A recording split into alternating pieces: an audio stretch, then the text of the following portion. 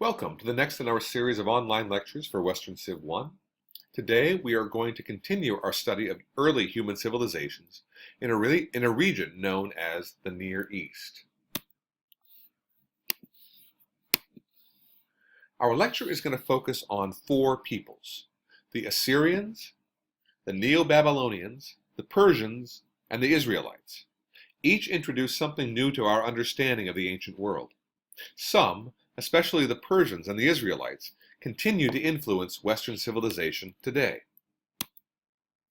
The first of the cultures we are going to discuss is that of the Assyrian people. The Assyrians were a people that was originally based in the Fertile Crescent of the Tigris and Euphrates rivers. At their peak, however, their empire stretched from Egypt in the west, through modern-day Israel and Syria, to Iraq and parts of Iran in the east. In a time without modern transportation or communication networks, how was it possible to rule an empire so large? The answer is terror. The Assyrians were one of the most feared peoples of their day, ruling through force and destroying any culture that tried to resist them. But what do we know about the Assyrians? We know that the Assyrians were the most technologically advanced warriors of their day. They built armored chariots, the ancient version of today's tank, that could carry 4 men. Moreover, they could field an army of 120,000 men. They also could destroy the protective walls of any city with their siege towers. These towers were armed with a battering ram that could reduce city walls to rubble. And once inside, the Assyrians were brutal. For example, take what happened to the city of Lachish, a city in ancient Israel that rebelled against the rule of the Assyrians. The Assyrian king Ashurnapal II led an assault on Lachish. After breaking through the walls with his siege towers, he exacted a terrible revenge on the people inside. As he bragged, quote, 3,000 of the combat troops I felled with weapons. Many of the captives taken from them I burned in a fire. Many I took alive. From some of these I cut off their hands to the wrist. From others I cut off their noses, ears, and fingers. I put out the eyes of many soldiers. I burned their young men and women to death. End quote. So, what can we learn from this statement? First, Ashurnapal is not concerned about sounding brutal. In fact, he is proud of what he has done to the city of Lachish. Why? Well, the Assyrians held their vast empire together, as I said, through terror. Conquered peoples were terrified to anger the Assyrians, and instead agreed to provide soldiers for Assyrian armies and taxes for the Assyrian treasuries. The Assyrians also demonstrated their cruelty in their artwork. In this drawing, an Assyrian king is blinding a prisoner using a spear. As the previous slide shows, the Assyrians used their artwork to demonstrate their strength and brutality. The Assyrian capital was adorned with numerous reliefs that depicted their kings engaged in various acts of bravery. An especially popular subject was the lion hunt. Here you can see Ashurnapal killing a lion in one such hunt. Here is another. When studying these works of art, think about what message Ashurnapal is trying to convey with them. Why display these acts on buildings around his capital city? Despite their fierce reputation, the Assyrians were not able to hold on to power forever. After 300 years of dominating the ancient world, rebellions against their cruelty became more and more frequent, weakening the empire. Finally, around 600 BCE, an alliance of two of their more powerful enemies, the Medes and the Chaldeans, overthrew the Assyrian Empire. The new empire became known as the Neo-Babylonians. The Neo-Babylonians ultimately conquered a territory that was similar to that held by the Assyrians. It stretched through modern-day Israel and Syria. Stretched through modern-day Israel and Syria, up through the Fertile Crescent of the Tigris and Euphrates, of modern-day Iraq, and then south to the Persian Gulf. Like the Assyrians, the Neo-Babylonians were known for more than just military power, however. The Neo-Babylonians built remarkable works of architecture, including the Hanging Gardens of Babylon, which were considered one of the 7 wonders of the ancient world. The Neo-Babylonians are also responsible for preserving one of the oldest literary works of Western civilization, the Epic of Gilgamesh. The story, which dates back thousands of years before the Neo-Babylonians to the Sumerians, tells of a king named Gilgamesh who had almost superhuman abilities. The story was preserved on clay tablets like the one above. Now, the Neo-Babylonian Empire had a comparatively short life, ending in the year 539 BCE, with the rise of a new and even greater power.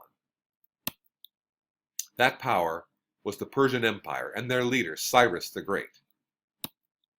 The Persians were a culture that was based in modern-day Iran. Cyrus, however, ultimately built an empire that stretched from India in the east, through Iran and Iraq and Israel south to Egypt, and north to Turkey.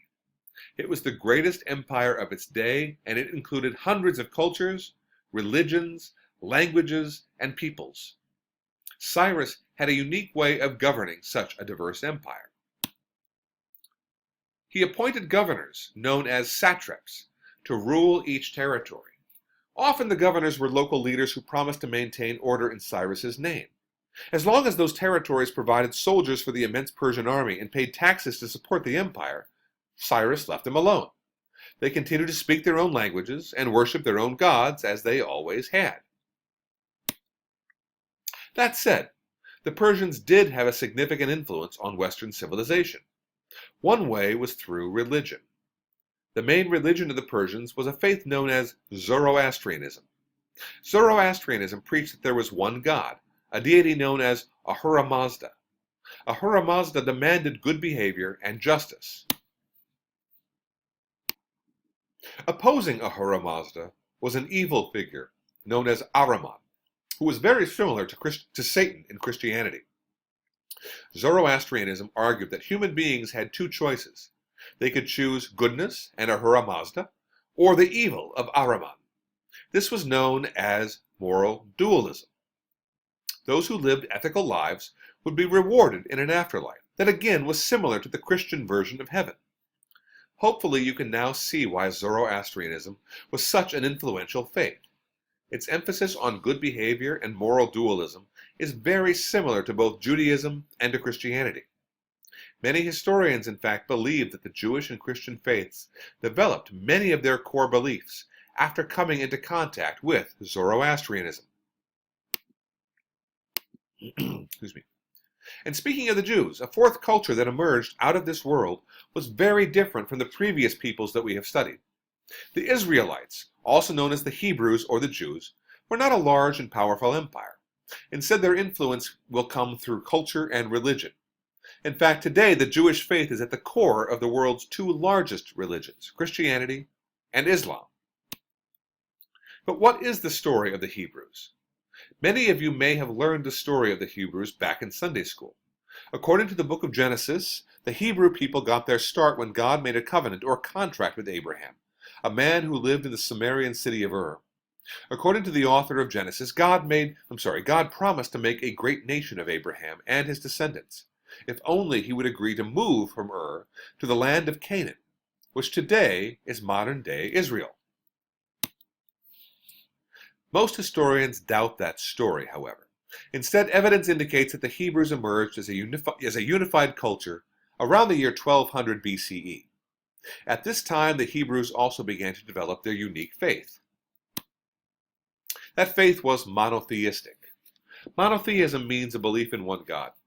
This was a contrast with many of the peoples we have studied thus far. Remember, most of the cultures of Mesopotamia and Egypt were polytheistic. In other words, they believed in many gods. Most of those gods were connected to nature somehow. You might have a god of the sun, a god of the river, a god of the wind, and so on. The Hebrews, however, argued that their God was above nature. In other words, their God was not a part of nature, but controlled all of it, from the wind to the rain to the sun. Now, this is not to say that the Hebrews denied the existence of other gods. They simply argued that their culture only recognized and worshipped one deity. But this was not the only thing that distinguished the faith of the Hebrews from that of their neighbors. The Hebrews also argued that their God had no name and took no physical form. Instead, they referred to their God as Yahweh, which simply means, I am who I am. Another difference was Yahweh's expectations for his people. Like the Zoroastrian faith of the Persians, Yahweh expected good behavior from the Hebrews. He expected them to be just and good and to follow a certain moral code. As long as the Hebrews followed this code, everything was good. However, if they strayed from Yahweh's law, their God would punish them with a drought or an earthquake or a military defeat. This also distinguished the Hebrews from many of their neighbors. The gods of ancient Mesopotamia didn't really care about human beings or their behavior. Instead, the behavior of the gods seemed random and sometimes cruel to the people who followed them. Excuse me. The most famous of the laws granted to the Hebrews are the Ten Commandments. According to the story told in Exodus chapter 20, the Ten Commandments were given to Moses by Yahweh himself. However, this is just the beginning of Jewish law. Throughout the Torah, the first 5 books of the Old Testament, Yahweh directed the Jewish people in just about every element of life. For example, in the book of Leviticus, Yahweh directed the Israelites to preserve a portion of their grape harvest for the poor. In Deuteronomy 22, Yahweh said that men and women who commit adultery must die. The laws can get really picky in some places. For example, Deuteronomy also directs the types of fabric that the Israelites may not wear. And Leviticus explains which foods are to be regarded as clean or good to eat, and those that are unclean or forbidden. Here, fish are okay, but shellfish are not. You might be asking, what is the point of these laws? Well, historians and theologians have long argued about this. One argument is that by listing all of these laws, the Israelites were ensuring that they would remain separate from their neighbors. Indeed, this was important. Israel was surrounded by many powerful enemies. By keeping these laws, the Jews were able to maintain their distinct and independent culture. And it worked. 3,000 years later, the Assyrians and Neo-Babylonians are gone, but the Jews remain. Yet even elements of the Assyrian and Babylonian cultures remain with us today. Assyrian artwork continues to amaze museum goers. The Epic of Gilgamesh is still a text read by peoples today. In fact, I would argue that in many ways it is the inspiration for many of these stories that are told by Hollywood. As for the Persians, they showed how a people could govern and maintain order in an empire that included hundreds of different languages and cultures. Moreover, many people continue to practice their Zoroastrian faith, a religion that historians believe had a real influence on Jewish and Christian theology. Lastly, as we just saw, the Jews of ancient Israel continue to flourish today.